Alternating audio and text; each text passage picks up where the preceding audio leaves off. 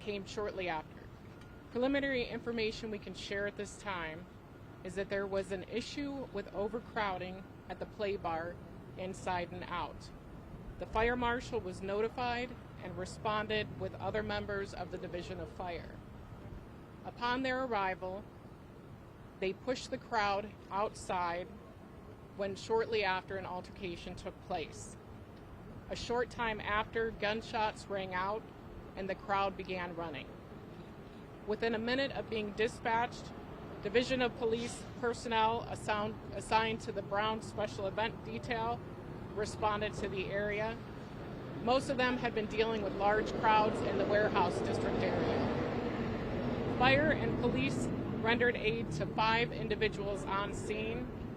The victims were then transported to area hospitals by EMS. A 6th victim was transported by private auto to an area hospital. Crime scene detectives processed the scene and discovered approximately 40 shell casings from 4 different caliber weapons in the immediate area that was surrounding 1051 West 10th. Detectives responded to the area to review available surveillance video, at which time they determined that one of the victims had been in possession of a firearm and was observed firing that firearm. The victims were identified as a 21-year-old female who sustained a gunshot wound to the foot, a 45-year-old male with a gunshot wound to the knee, a 22-year-old male with a gunshot wound to the thigh, an 18-year-old female with a gunshot wound to the abdomen, a 16-year-old male with a gunshot wound to the front teeth, and a 21-year-old male with multiple gunshot wounds, including the abdomen, hand, hip, and thigh, who is also currently under arrest for his involvement with the shooting. Additionally, there were several vehicles that were struck by gunfire, some of which were occupied at the time. We are thankful that there were not more victims as a result of this shooting, especially with the occupied vehicles that were struck. Detectives are still following up on leads provided by callers, surveillance videos, and witnesses in the area. This is still an active investigation. We are asking anyone who has any additional information about the shooting or suspects involved to contact our 3rd District Detective Bureau at 216-623-5318. So at this time, if you have additional questions we can answer, we'll take those questions. Do you expect to make more arrests? Absolutely. So we have additional leads we're currently following up on and potentially another suspect at this time. What charges will the person who was arrested be facing? At this time, they haven't been charged, so we'll get that information. But of course, it's going to be probably connected with the Felonious assault shooting. Chief, can you pinpoint where exactly this started, the shooting that is? We've seen surveillance footage that shows it may have been right here between this business and the business that was boarded up. So at this time, it's still an active investigation, but we do have 4 locations that are surrounding this immediate area that were, there were shell casings that were discovered. Can you confirm how many shooters? Because we've also heard that there were multiple. At this time, we don't know for sure, but given the fact that there are 4 different caliber weapons, we're assuming that there's 4 shooters involved. How concerning is this to you? It's very concerning. There was probably 100,000 people downtown yesterday for the Browns game. You know, thank goodness it didn't end more tragically than it already has. We still have 5 individuals who are in the hospital and 1 suspect who's being treated. So it's very concerning for, you know, the city, for the division, for the mayor, that this happened. Do you think that the response to board up that business was appropriate? Because they're saying they're not at fault for this situation that unfolded. I will let the law director speak a little bit more on the board up. You want to? Where do you believe the actual shootings occurred? Is it all between West 11th and the bridge? Is it on the other side of the bridge? So if you look at the center of it, where it occurred is 1051 West 10th. And from what we captured so far, it's the area surrounding all of that. From the surveillance video, what we see, if you look at the crowds were all on that corner there. The rest of the flats area had moderate to low pedestrian traffic. The high concentration of pedestrians was in that particular area. What So- led to the actual shooting? Other than, I know you said the bar was crowded and then there was a shooting. We're still trying to determine that at this time. Do you know if the people involved in the shooting were inside the bar before it happened? That's still part of the active investigation. Chief, the owner of Play Bar and Grill told me earlier today that he said none of the people involved in the shooting were in their bar. He also told me that they had nothing to do with it. What makes you think that they were involved? Well, I'm not going to give further details about the investigation, but everything will come out, and as that comes forward, we'll provide additional information. I mean, were the suspects in the bar beforehand, or were they just kind I of in the will street? get that information to you as we have more information. Do you have an update on how the victims are doing? What's the latest on their conditions? So we know that 2 of the victims were in more serious condition, so they are all currently remain hospitalized. Thank you. Can you get on mic? Yep, sure. I was going to step over and let the law department speak further, so just give me 1 second. Yeah, sure. And can you repeat your question? First, just identify yourself. Yeah, for us. I'm Mark Griffin. I'm law director for the city of Cleveland. I think your question was it appropriate? Yeah. So safety comes first. We as a city are going to be assertive and aggressive in protecting the safety of all of our citizens. So yes, I do think it was appropriate. This is a emergency order for a closure, and the bar will have an opportunity to appeal that, and they will get their due process. Okay, and so is there a history there that's led to this Yeah. decision as the train comes by? Is that a reason why? Because simply being over capacity can't be a reason to board on the business. Well, there has been a history of prior incidents, including a prior shooting. This is what she looked that way. Okay, sorry. Should be okay. Okay. So yes, there has been a prior history, but more importantly, when 6 people get shot, we're going to do everything we can to protect public safety. So yes, I think it was appropriate, and it is, I think, appropriately calibrated to really the seriousness of the danger. Are they facing any citations for being over capacity during this event? Like, what else is a penalty? So they are facing other citations, but I'm not going to disclose today what those will be, but you're going to see them fairly soon. They Did the shared management security there footage. request to be shut down because of overcrowding? I'm sorry, could you say that again? Did the management of that bar request to be shut down because of overcrowding? No, they did not. They requested assistance, but they didn't request to be shut down. How long will it be shut down for? I know you said that they can go out, but how long is that process? It depends. It depends what the investigation reveals, and it'll be decided when all the information is in.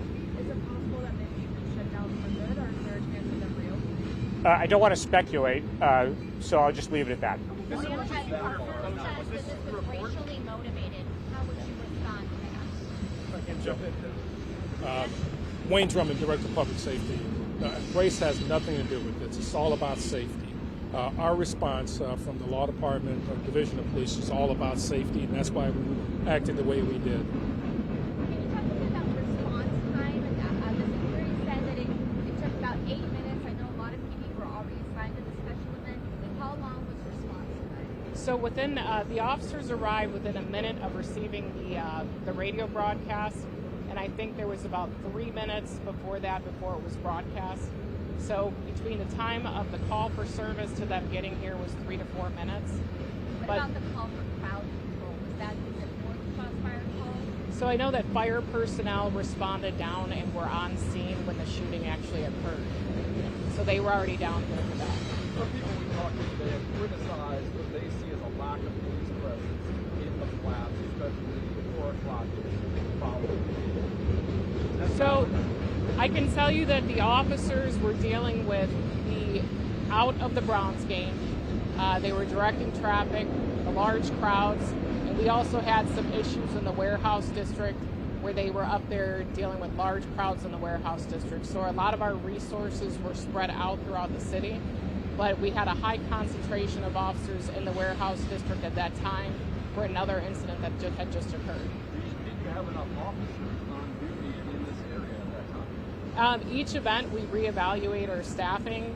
You know, it's hard to say. Yesterday the weather was beautiful, you know, but when you bring large crowds and alcohol driven, you know, we have to really be careful with our staffing and make sure that we have the appropriate amount of officers. So again, we will continue to reevaluate. We've staffed this as we have in the past. And sometimes we have absolutely no issues, but I can tell you that the feedback I had from the officers, that the crowds that weren't going to the game were extremely large and more than they've ever seen before. With that in mind, do you plan to staff up next month? Absolutely. We reevaluate this after every single event. What house district kind of incident was that? There were a lot of people that were were not of age to go inside the bars, that were hanging out outside. We had hundreds outside of each establishment. We had a felonious assault that occurred up there where a female was beaten up in that area, and they made several arrests. And the officers were issuing multiple citations for open container. Open container. There's a lot of open drinking that was going on that they were trying to address.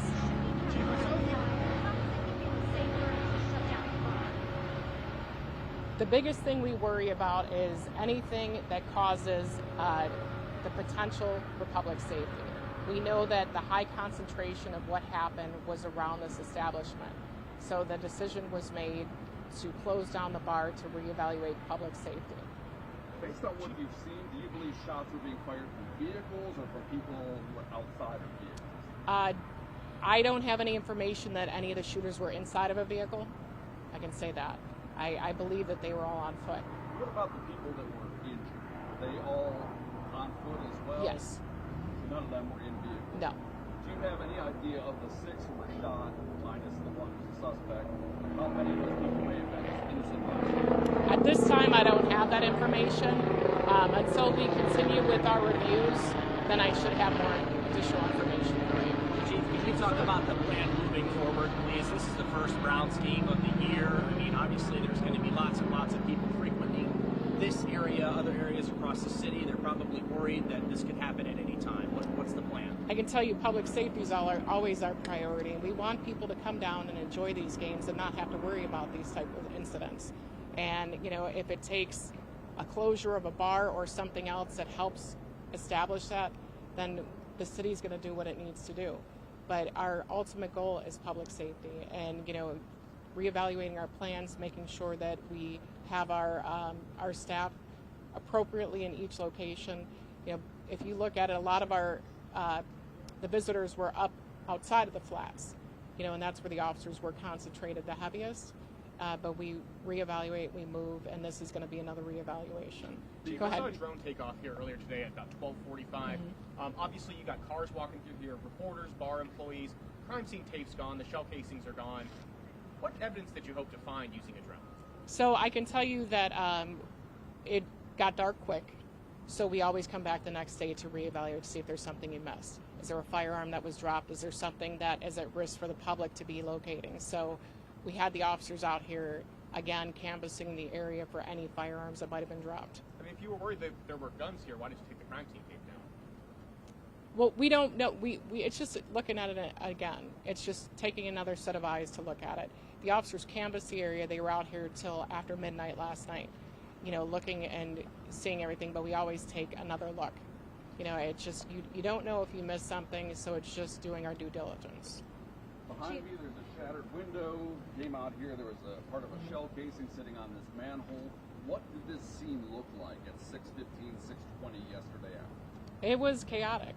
The whole scene was a mess. There was people, that were shaken up, and there was trying to process what had just happened.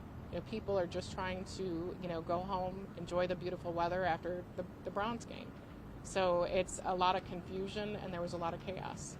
One more question, Nancy. One more question. How did you make the decision what was best was to shut down the bar so quickly?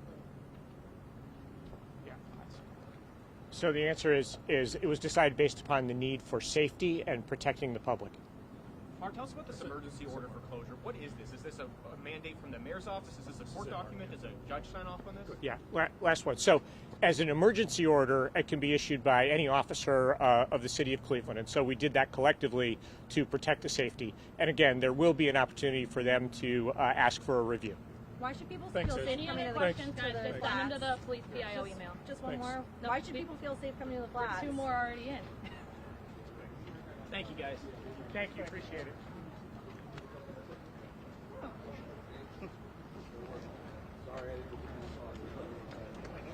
Okay, there you saw Cleveland city leaders, the Chief of Police Dorothy Todd, the Cleveland Law Director Mark Griffin, and the Safety Director Wayne Drummond taking questions for just about 15 minutes there.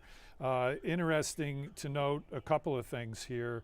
First and foremost, that at least jumped out to me, no sign of the mayor of Cleveland, Justin Bibb. He did release a statement earlier, or actually last evening, and the mayor said he was outraged by the shooting in the Flats. Gun violence has no place in the city. But we did not see the mayor here today, which at least to me is a bit surprising. Some of the more interesting things we heard from the chief of police, 4 caliber weapons, 4 different caliber weapons were used in this shooting. They found shell casings, 40 of them, which shows the chief that there were 4 different shooters. Consider that just for a moment.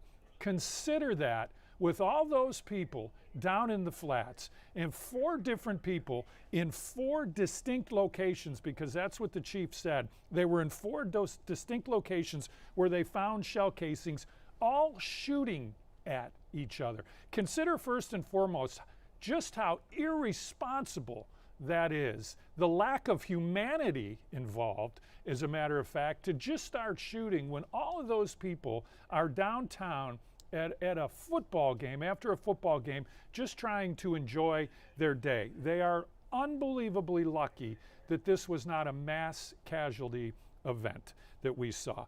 21-year-old woman shot in the foot, a 45-year-old man shot in the knee, a 22-year-old man shot in the thigh, an 18-year-old woman shot in the abdomen, a 16-year-old boy shot in the front teeth, a 21-year-old man was shot in the abdomen, a hand, a hip, and a thigh. He is one of the people that has been arrested. Yes, you did hear me say a 16-year-old boy and an 18-year-old woman. Of course, they're not allowed in those bars. They're not of age. And the chief said that was one of the problems that they saw downtown yesterday. As a matter of fact, let me tell you this first. Cleveland police said there were more people downtown that were not going to the football game that they've ever seen in the past. So you've got young people down there who are not permitted to go inside of those restaurants or bars, and that certainly does not help the situation at all. Of course, don't forget that in just about 15 minutes, we've got a newscast starting on 19, or 3.5 hours of live local news. Nicole Versansky will get us going at 3. I'll join her at 4, and then we're on at 5 and again at 6. 2 victims in more serious condition, 1 person under arrest. There's potentially another suspect. As an aside, the bar was closed. It was boarded up for one reason only: public safety. The Safety Director Wayne Drummond responding to the owner from Play Bar and Grill, who claimed it was a racial situation that caused them to board up the bar. Wayne Drummond, the Public Safety Director, said absolutely not. All that was involved here was safety. And Cleveland Law Director Mark Griffin agreed with that, said safety is first. It was appropriate. They'll get due process. There is a history of prior incidents, including a shooting at that bar. And that takes us to this. As we wrap this up, we will tell you that we'll have team coverage. Catherine Huntley, Brittany Weir, and 19 Investigates. Sarah Goldenberg is on this story, along with everybody in that department. They'll be looking into the Play Bar and Grill. What police say, that is where the initial fight started. They're also looking into crime on the east bank of the Flats. Again, in just about 12 minutes, we'll start our 3.5 hours of live local news. A horrible, horrible situation for everybody involved here in Cleveland to have something like this happen on a beautiful Sunday afternoon.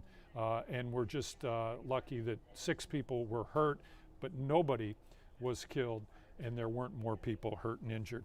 I'm Brian Duffy, live from our digital studios. We'll see you in just about 12 minutes on TV.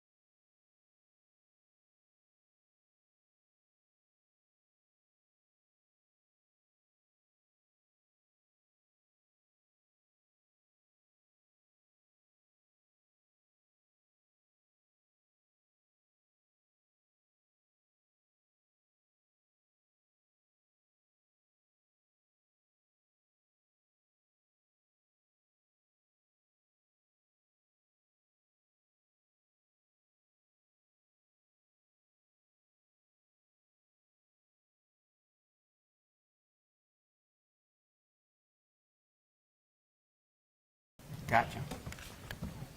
Yep. Bye. Same as everybody else, we're streaming, so watch what you say.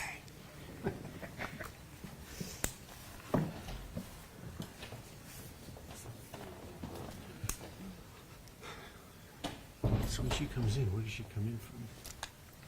No, Oh, sorry. from here? That door right there. She coming in this one? Okay. Okay. I may have to shoulder that then without. Lisa just told me. So much for being coordinated. Everybody's all pulling off here.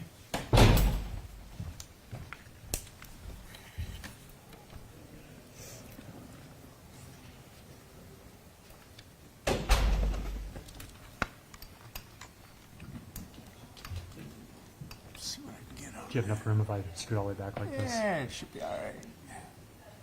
I don't need the walk in. Oh, that's even worse. The white on the flag was 28. Yeah. And that wall. I warned you guys. I could just do like run auto wipe. Don't do auto white in here. No. Thank you. It just keeps getting worse. Okay. A lot of times I'll just go with warm fluorescent in this courtroom. Now the other courtroom's different, of course. Okay. Yeah. Actually, that's not too bad.